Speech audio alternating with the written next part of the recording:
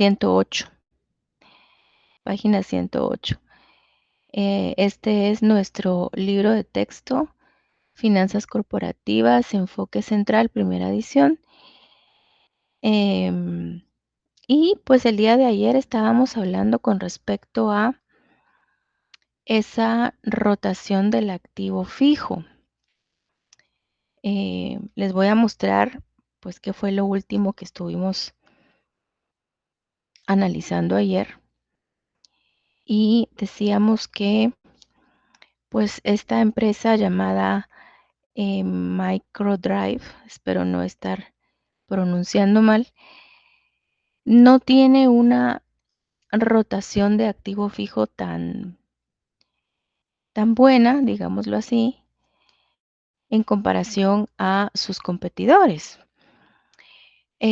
Para esta fórmula nosotros utilizamos los ingresos por ventas del estado de resultados y también utilizamos el activo fijo neto proveniente del balance general.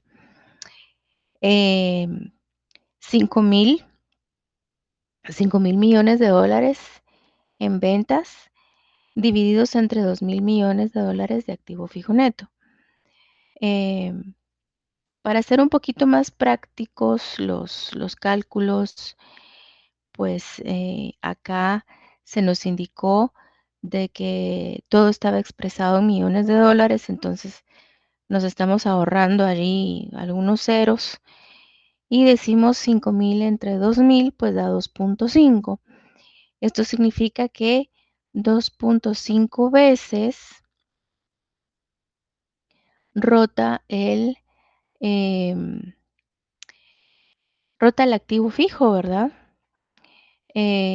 Ahora, si queremos dar una explicación un poquito más amplia, podemos decir de que el activo fijo neto pues está contribuyendo a la generación de ventas 2.5 veces al año.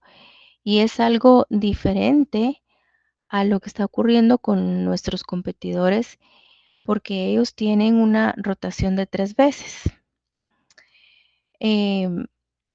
Otra manera de decirlo, porque a veces cuando hablamos de veces, de rotaciones, pues genera un poquito de extrañeza. Otra forma de decirlo, por si lo sienten más claro así, es indicar que prácticamente las ventas cubren 2 veces y media el valor del activo fijo neto, ¿verdad? Esa es otra manera de decirlo que creo que puede estar más entendible. O bien podríamos también decir que por cada dólar de activo fijo neto hay 2 dólares con 50 centavos de ingresos por ventas. Yo les indicaba el día de ayer que todos los activos de la empresa tienen que estar funcionando con el propósito de que se generen ventas en la empresa. No digamos los activos fijos. Todos los activos fijos tienen que estar siendo utilizados, no tienen que estar allí paralizados o en abandono, no tienen que estar ociosos, no. Todos los activos fijos netos tienen que estar funcionando, tienen que estar trabajando o los tienen que hacer trabajar para que se generen ingresos por ventas.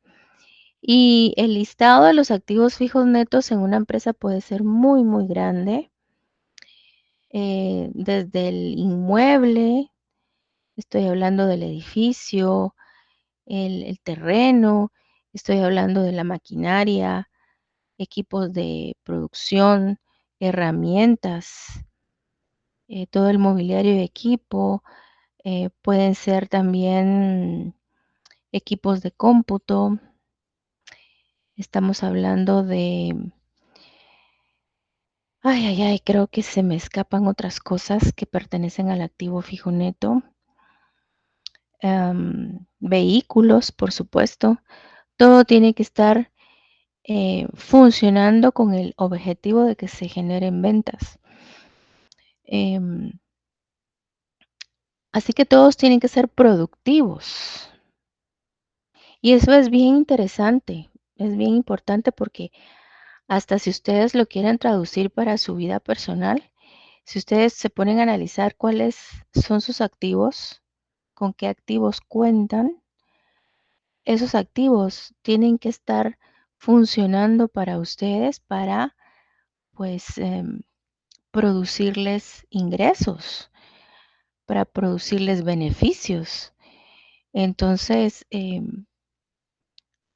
es interesante que lamentablemente en este caso, pues la competencia tiene, yo me atrevo a decir que tiene una mayor distancia, hay una mayor brecha entre el valor de las ventas y el valor del activo fijo neto. Y tiene que ser así para que tengan un resultado más alto, ¿verdad? Entonces, yo les indicaba el día de ayer que o el valor de las ventas es mucho más alto que el nuestro, o el valor de los activos fijos netos es más bajo que el nuestro, o probablemente están sucediendo las dos cosas. Quizás nuestros competidores tienen más ingresos por ventas y tienen activos fijos netos menor valorizados, ¿verdad? Claro que si ustedes pues están atendiendo mi sugerencia de leer, porque créanme que el, el curso se aprueba, claro, poniendo muchísima atención en las clases presenciales, haciendo las tareas, pero también leyendo, porque yo definitivamente no voy a poder decir en clase todo lo que está en el libro, ¿verdad? Entonces, ustedes tienen que hacer un tiempo ahí específico para leer. Entonces, la sugerencia es de que lean, por favor, todo este contenido. Y acá se indicaba de que hay que tener cuidado, por ejemplo, de no confundirnos con el hecho de que a veces la empresa es bastante reciente, bastante nueva, por lo tanto tiene activos fijos de reciente adquisición. Por lo tanto, esos activos fijos pueden ser mucho más costosos, mucho más altos en su valor monetario que los activos fijos de los competidores que a lo mejor ya tienen varios años de estar en el mercado, ¿verdad? De estar presentes en el mercado. Entonces, a lo mejor ya tienen activos fijos netos muy depreciados o completamente depreciados. Entonces, en esa comparación podemos salir perdiendo. Así que todo eso hay que tomarlo en consideración para hacer un análisis objetivo, ¿verdad? Y dicho eso, pues voy a pasar ahora a las cuentas por cobrar. Las cuentas por cobrar son también llamadas clientes, cuenta clientes. Em, Miren, ahí la importancia de leer. Allí la importancia de leer porque en una ocasión, por ejemplo, en un examen parcial, me dijeron, un estudiante me dijo, con respecto a la prueba rápida, la pregunta era de que en el examen se pedía el cálculo de la prueba del ácido. Entonces me dijo, en el libro de texto no dice así, dice prueba rápida. Entonces le dije, sí dice así, sí dice así, porque claro, en el título dice prueba rápida, pero si uno se pone a leer todo el texto, todo ese primer párrafo, allí creo que en la primera línea se dice que también suele ser llamada prueba del ácido. Entonces, ahí es la importancia de poder leer todo esto, ¿verdad? De tener que leer todo esto. Entonces, a veces me dicen, es que no tengo cuentas por cobrar. En el balance general que me proporcionaron no hay cuentas por cobrar. Y les digo, claro que sí, hay que buscar ahí bien porque ustedes saben de que hay cuentas que son sinónimos. Entonces, las cuentas por cobrar se pueden llamar clientes o se pueden llamar cuentas por cobrar comerciales. Hay autores que se refieren a esto como deuda comercial a nuestro favor. Entonces, todo eso es em, cuentas por cobrar. Em, las cuentas por cobrar, porque son importantes, también forman parte del activo. Recuerden que estamos dentro de un grupo de fórmulas o de razones financieras que se llaman razones de administración de activos. Y las cuentas por cobrar es un activo. También se les llaman razones de eficacia. A mí me cuesta un poquito asimilarlo, que se llamen de administración de activos o de eficacia, porque cuando yo las conocí en mi época de estudiante, se nos decía razones de actividad. Yo así las conocí. Pero bueno, significa lo mismo. Así que otra cosa, otra cosita que quiero decirles, es que sí es súper importante que ustedes conozcan bien los estados financieros, porque uno podría pensar de que podría ser muy sencillo de que nos proporcionen los estados financieros para que nosotros ya solamente apliquemos las razones. Pero por increíble que parezca, jóvenes, les quiero contar de mis experiencias, por increíble que parezca, em, cuando se han colocado ejercicios así, en los cuales ya están prácticamente hechos los estados financieros, resulta que siempre uno mira estudiantes que les cuesta encontrar las cuentas, que no las encuentran. Entonces, por ejemplo, miran cuentas por cobrar, a lo mejor están buscando en estado de resultados cuando tiene que ser en el balance, ¿verdad? O miran, por ejemplo, ventas anuales y pues quizás están buscando en el balance. Entonces, sí es importante, por favor, repasar bien esa estructura. Esta razón financiera utiliza una cuenta de balance general y una cuenta de estado de resultados. Así que para esta fórmula hay que estar em, pues teniendo a la vista los dos informes, los dos estados financieros. Em, dice que necesitamos dividir las cuentas por cobrar entre el promedio de ventas por día. Y el promedio de ventas por día se obtiene dividiendo las ventas anuales entre 365 días. Quiero contarles que, bueno, ustedes ya lo saben, que en la página 105 están los estados financieros, así que si me disculpan me voy hacia arriba. Y el primero que aparece pues es el balance general. Me han preguntado que por qué de 2 años, porque aparece el año 2016 a la par del 2015.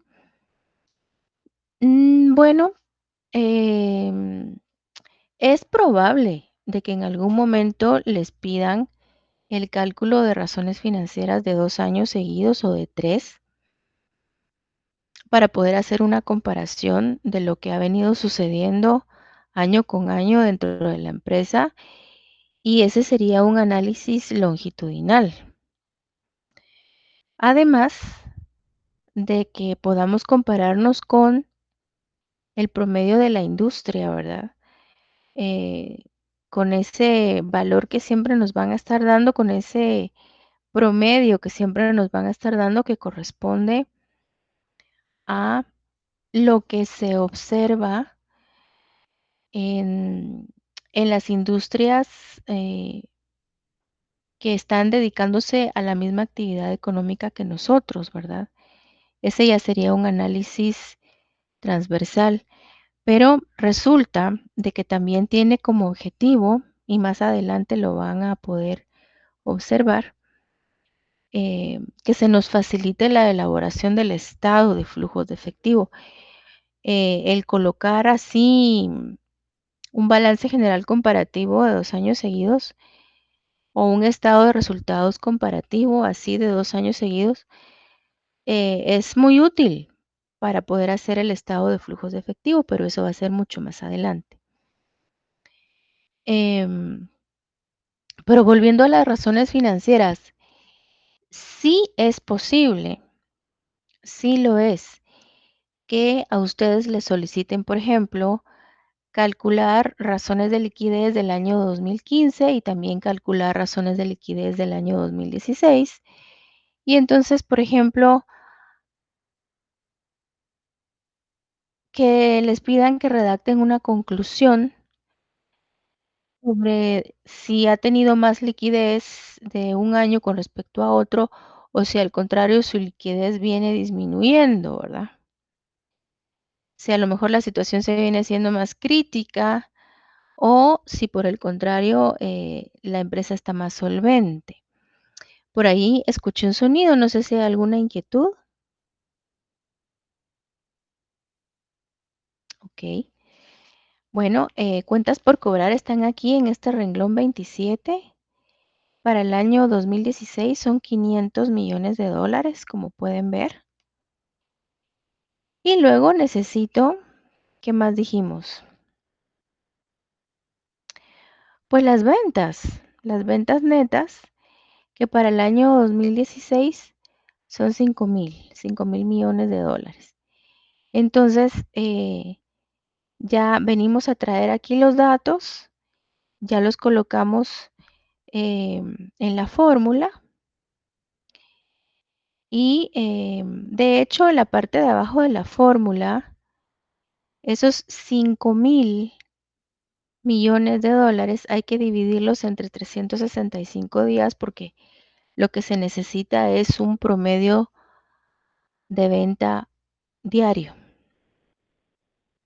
Así lo requiere la fórmula para poder trabajarse. Así que, en resumen, 500 dentro de 13.7, yo aconsejo utilizar todos los decimales dentro del procedimiento, me viene dando un resultado de 36.5 días. El resultado, por favor, tomen nota, siempre va a ser de días. Y yo para corroborar eso, pues me fui a hacer mis cuentas aquí en Excel y efectivamente estoy obteniendo 36.5 días, ¿verdad? Ahora, se puede aproximar a 37, no hay ningún problema. Yo, en lo personal, prefiero dejarlo con decimales, pero resulta que la competencia, es decir, el promedio de la industria, está en 30 días. O sea que nuestros competidores están cobrando sus cuentas más rápido que nosotros. Nosotros, bueno, les quiero contar que aquí abajo, en este párrafo, dice que las ventas de MicroDrive requieren el pago dentro de 30 días. O sea que sí es política de la empresa pedirles a los clientes o darles a los clientes 30 días de crédito, nada más, hasta 30 días de crédito. Los clientes están tomando 7 días más. Entonces aquí, pues sí hay que hacer algo. Definitivamente sí se tendría que recomendar que se pongan en marcha em, técnicas o se diseñen estrategias, aunque eso es más de largo plazo, que se pongan en marcha, que se implementen técnicas para poder agilizar ese cobro, para poder hacer esa gestión de cobranza mucho más efectiva. Así que, y es que no nos conviene tener esa situación porque esa situación se puede ir extendiendo. Más allá de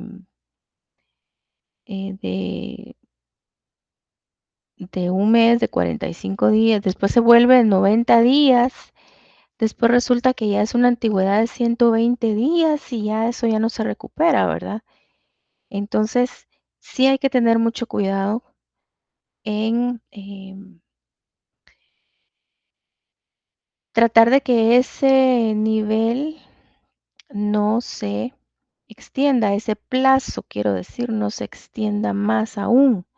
Hay que tener mucho cuidado de que hay que respetar o, bueno, hacer que el cliente respete el plazo que se le está brindando. Me decían en una ocasión, ¿y qué tal si mejor solo vendiéramos al contado? Si no estuviésemos dando eh, crédito. Lo que pasa es que el dar crédito, pues realmente es una medida que precisamente procura el obtener más ingresos por ventas, porque a los clientes les gusta el crédito, muchos clientes necesitan comprar al crédito, entonces el vender nosotros al crédito, pues definitivamente incrementa las ventas, pero sí hay que tener mucho cuidado en administrar las cuentas por cobrar que no se nos vayan de las manos. Em, Más adelante les cuento, hay un tema específico sobre eso dentro del curso.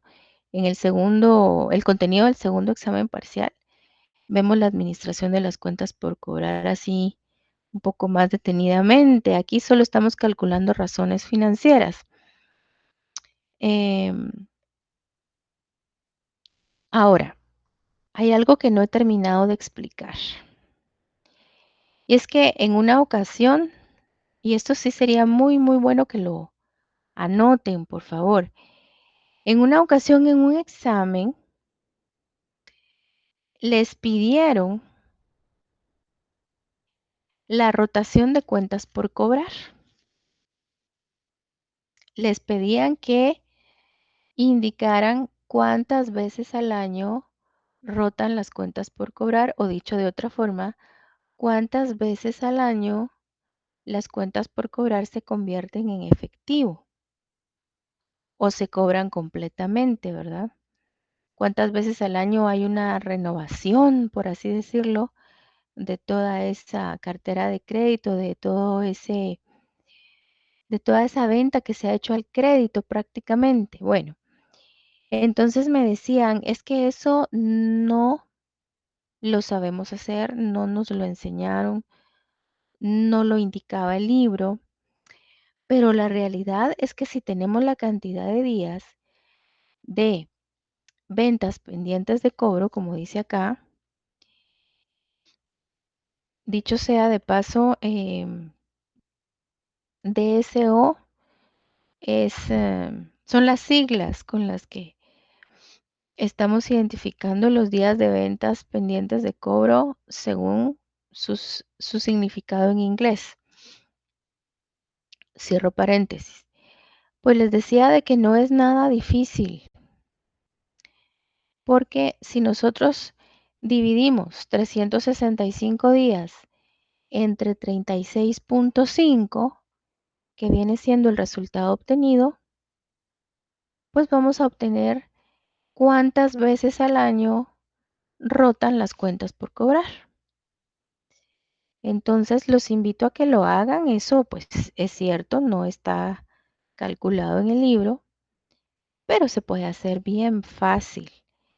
Entonces, yo de hecho aquí lo tengo ya hecho, 365 días dividido entre 36.5, pues me da un resultado de 10.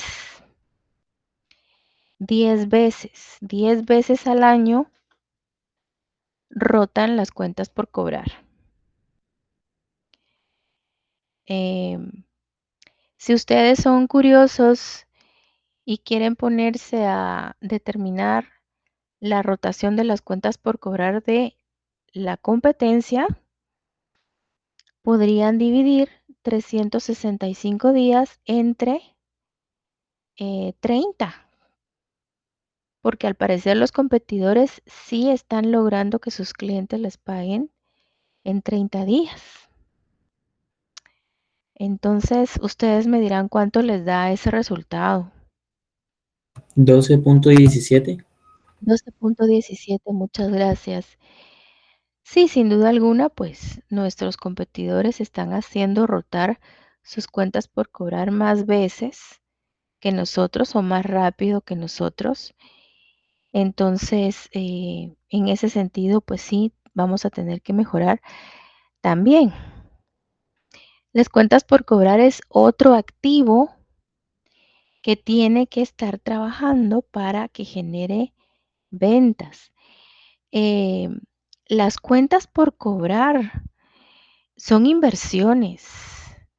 Hemos hecho prácticamente inversión al permitir que nuestros clientes no nos paguen rápido, ¿verdad? Que se tomen 30 días, bueno, en teoría, para pagarnos.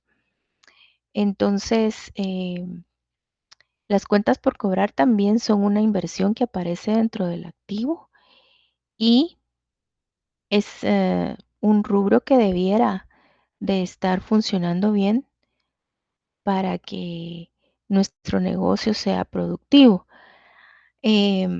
Voy a pasar ahora sí al siguiente cálculo, a la siguiente razón financiera, y ya con esta me voy a quedar, se los prometo. Y esta se llama razón de rotación de inventarios. La razón de rotación de inventarios consiste en determinar cuántas veces al año hay una renovación total del inventario de la empresa, es decir, cuántas veces al año estamos logrando vender en su totalidad nuestro inventario. Aquí quiero que ustedes tomen nota de que es importante ir a tomar el dato del costo de los bienes vendidos. El costo de los bienes vendidos lo vamos a encontrar definitivamente en el estado de resultados. ¿Qué otro nombre puede tener? Bueno, costo de los bienes vendidos, costo de producción de lo vendido, costo de ventas. Yo diría que básicamente son cualquiera de esos tres nombres. Y pues ese costo de los bienes vendidos aparece inmediatamente después de los ingresos por ventas dentro de un estado de resultados. Quiero que tomen nota, por favor, que en este caso, con respecto a los estados financieros de este libro, los que estamos tomando como base, que están en la página 105, la depreciación aparece por aparte, es decir, eh, la depreciación que perfectamente bien podría estar contemplada dentro del costo de los bienes vendidos, pues aparece por aparte. ¿Por qué razón aparece por aparte?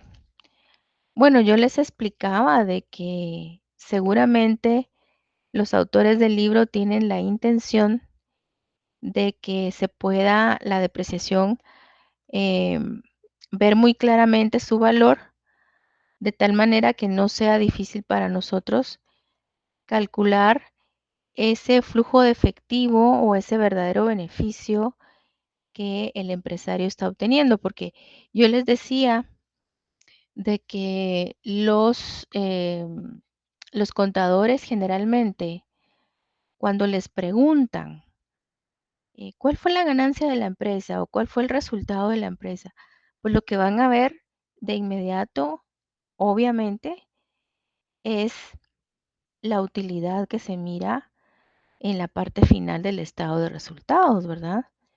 Entonces, un contador nos podría decir, bueno, la utilidad neta disponible para los accionistas comunes, acá según el renglón 57, son 220 millones. Esa es la utilidad ya neta. Pero ese sería el punto de vista de un contador. El punto de vista de nosotros como administradores financieros es diferente, porque nosotros nos ponemos a analizar acá varias situaciones. Por ejemplo, las depreciaciones, esto que aparece en el renglón 49, y que de hecho se le resta a los ingresos por ventas, de hecho es considerada como cualquier otro gasto, porque la depreciación se resta.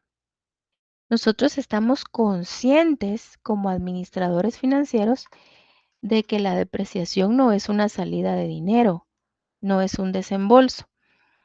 Entonces, ¿nosotros qué hacemos? Bueno, generalmente sumamos.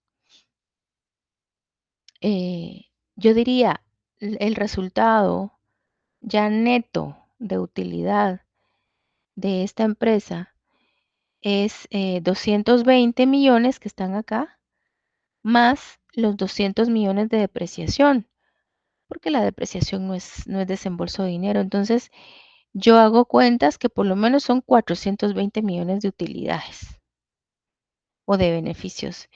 Y a veces pues piensan que uno está loco, pero simplemente por el hecho de que no se desembolsó esa cantidad de dinero, 200 millones, por depreciaciones, sino que más bien representan solo el desgaste físico de los activos fijos, entonces yo hago eso, ¿verdad?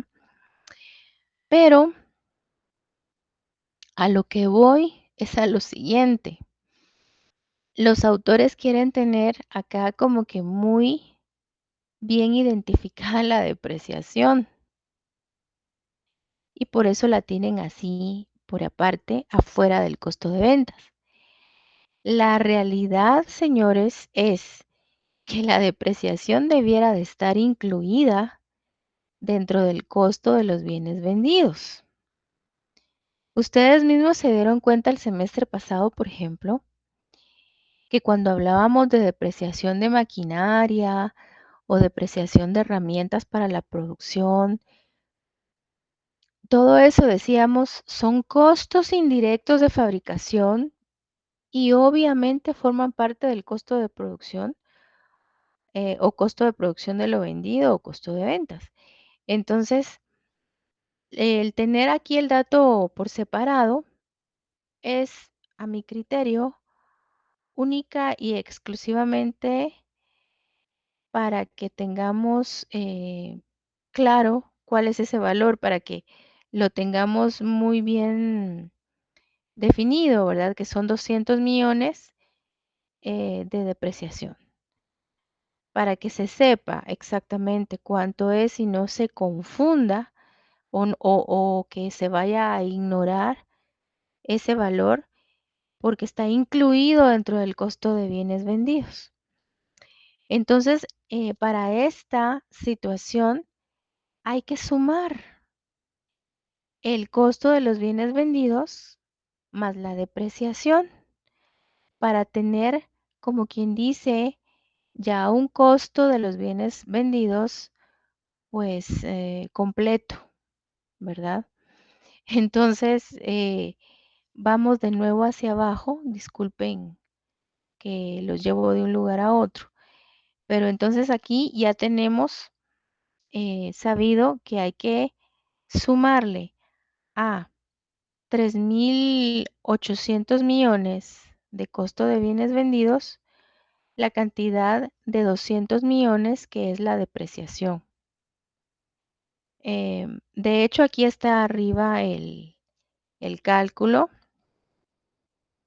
y pues eso da 4.000 millones de dólares, lo cual se vendría a dividir entre mil millones de inventarios. Así que eso nos da como resultado 4. Siempre les encargo muchísimo la lectura. Por favor, hay que reforzar todo lo que se está diciendo en este momento con la lectura de este capítulo 3. El promedio de la industria es de 5. Eso significa que los inventarios de nuestros competidores pues se renuevan 5 veces al año y se renuevan más veces que los inventarios que tenemos nosotros. Entonces, de igual manera, mucha atención a lo que voy a decir. De igual manera, puede pasar de que aquí, como ya se tiene la cantidad de rotaciones al año, les puedan estar solicitando cuánto es eso en días. Entonces les pueden pedir que calculen los días en que se tarda el inventario en venderse completamente, ¿verdad? O los días en que tarda en renovarse el inventario de la empresa. Bueno, aquí lo que habría que hacer es dividir 365 días entre 4 y ya sabríamos la cantidad de días que le lleva a la empresa vender todo su inventario. De hecho, lo hice por acá. Me gustaría que tomen nota, por favor. Razón de rotación de inventarios, página 108. Entonces, pues es el costo de los bienes vendidos, que también debe incluir depreciaciones, dividido entre los inventarios. Nos salieron 4 veces. Dividiendo 365 días entre 4, la cantidad de tiempo es tremenda, son 91.25 días. Nuestra empresa, vamos a suponer que es nuestra empresa se está llevando un poco más de 3 meses.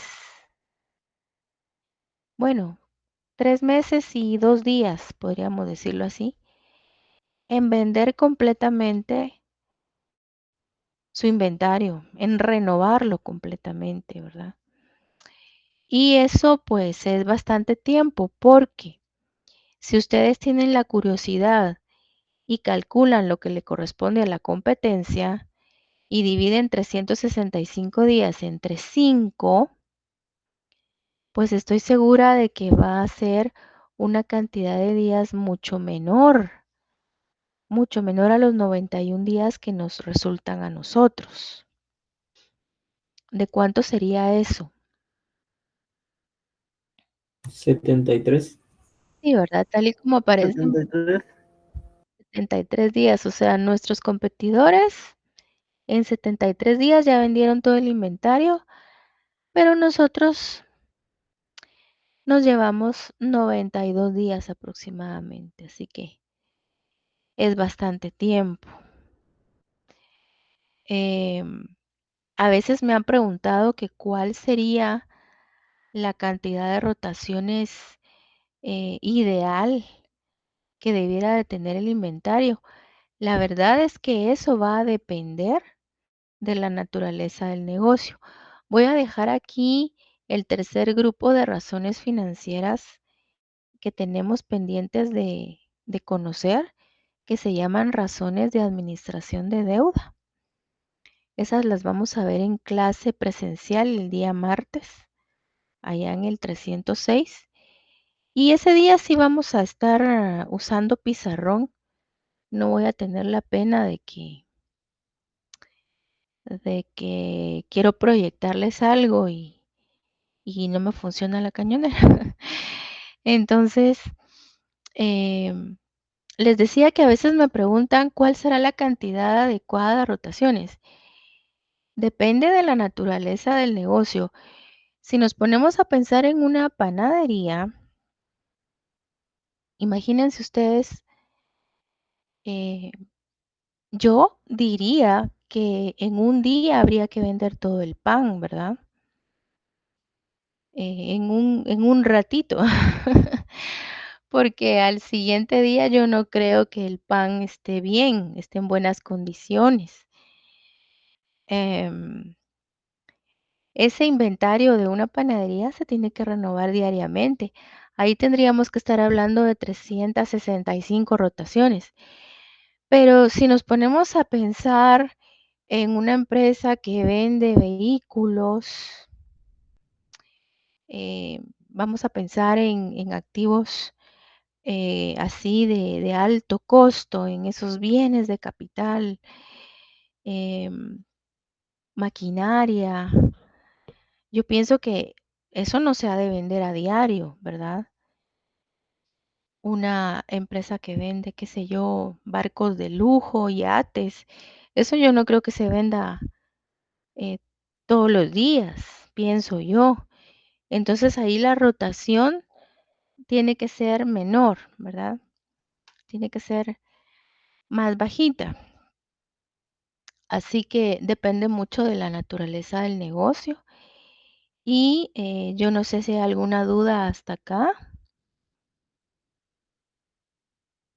Si no la hay, pues voy a empezar a dar las instrucciones del ejercicio porque tal y como ocurrió en el primer horario, pues les voy a dejar ya en pantalla el ejercicio que tienen que realizar, que de hecho, pues es un ejercicio que lo tienen que dejar entregado hoy mismo a través de Classroom. Em, bueno, estas son algunos datos importantes, es información importante para poder trabajar los ejercicios. Recordarles que la utilidad operativa que vemos en el estado de resultados, también llamada UAWI, utilidad antes de intereses e impuestos, pues por sus siglas en inglés se le conoce como EBIT, ¿verdad? Así que es lo mismo decir UAWI a decir EBIT, es lo mismo. Si a la EBIT yo le agrego depreciaciones y amortizaciones, es decir, depreciaciones de activos fijos y amortizaciones de los activos diferidos, pues se va a convertir en EBITDA, que viene siendo esa misma utilidad antes de intereses e impuestos más el valor de las depreciaciones. Ustedes saben que eso nos da como que un valor de utilidad mucho más objetivo, mucho más lógico, mucho más real, en el entendido de que las depreciaciones de los activos fijos y las amortizaciones de los activos diferidos pues no son desembolsos de dinero. Aparecen allí enlistados dentro del estado de resultados como si fueran gastos, como si fueran desembolsos, pero estas dos clases de cuentas, repito, depreciaciones de activos fijos y amortizaciones de activos diferidos, no son desembolsos de dinero jamás. Entonces, para esto yo quisiera que se respalden con la información que está en la página 64 del libro de texto. Y aquí empiezan los ejercicios. Ya Ezequiel Orozco, nuestro auxiliar de cátedra, les ha colocado esta presentación en Classroom. Creo que la acaba de colocar. Y ahorita te voy a dar la palabra, Ezequiel. Solo quiero decirles que les dejo en pantalla son 5 ejercicios. No se me asusten porque son bastante sencillos. Si ustedes han estado estudiando como se les ha solicitado, los van a hacer bien rápido. En el primero, se les dice que el capital contable de una empresa es de 2 millones de quetzales. El pasivo a corto plazo es de 200,000 quetzales. El pasivo a largo plazo es de 500,000 quetzales. Los gastos operativos del último periodo totalizan 900,000 quetzales. Se quiere saber a cuánto asciende el total del activo de la empresa. Ya ustedes sabrán si hay cantidades ahí que se tienen que sumar o que se tienen que restar, o cantidades que no se tienen que tomar en consideración, pero hay otras que sí se tienen que tomar en consideración. Ustedes tendrán que analizarlo. Número 2, los intereses gasto de una empresa son de 50,000 quetzales. Los gastos operativos son de 500,000 quetzales. El costo de ventas asciende a 200,000 quetzales y los ingresos por venta son de 900,000 quetzales. Se quiere saber cuál es el valor de la utilidad antes de intereses e impuestos, es decir, la UAWI, que en inglés se le conoce como EBIT. En el ejercicio 3, pues una empresa tiene 9 millones de quetzales en activo total, tiene 3 millones de quetzales en pasivo circulante, 2 millones en deuda a largo plazo y tiene 1,5 millones de quetzales en acciones preferentes. Necesitamos saber cuál es el patrimonio neto de los accionistas comunes o también llamado capital común reportado. Aquí yo diría que se pueden basar en la página 62 del libro de texto y van a encontrar la forma de cómo resolverlo. Número 4, una empresa tiene 3 millones de quetzales de utilidad antes de impuestos. La empresa tiene gastos por intereses de 400,000 quetzales, depreciaciones por 200,000 quetzales. ¿Cuál será la EBITDA? ¿Verdad? Que es la utilidad antes de intereses e impuestos más depreciaciones y amortizaciones. La página 64 también les puede ser muy útil. Y por último, pues una empresa tiene un total de capital contable de 8 millones de quetzales, un activo de 16 millones de quetzales. Si le informan que de pasivo a corto plazo tiene 2 millones de quetzales, ¿cuál es el valor del pasivo que es únicamente a largo plazo? No es necesario que ustedes vuelvan a copiar toda la pregunta o todo el planteamiento del ejercicio, de cada ejercicio, pero sí es importante que identifiquen el número del ejercicio y que hagan los cálculos matemáticos, ¿verdad? Porque si solo me colocan el resultado, no se vale. Tiene que estar el procedimiento. Y pues ahora sí los dejo en manos del catedrático auxiliar para que les dé los pormenores de cómo lo tienen que hacer y cómo lo tienen que entregar. Ezequiel, son. Gracias, licenciada. Buenas noches, compañeros. Como bien lo indicó licenciada Astrid, los ejercicios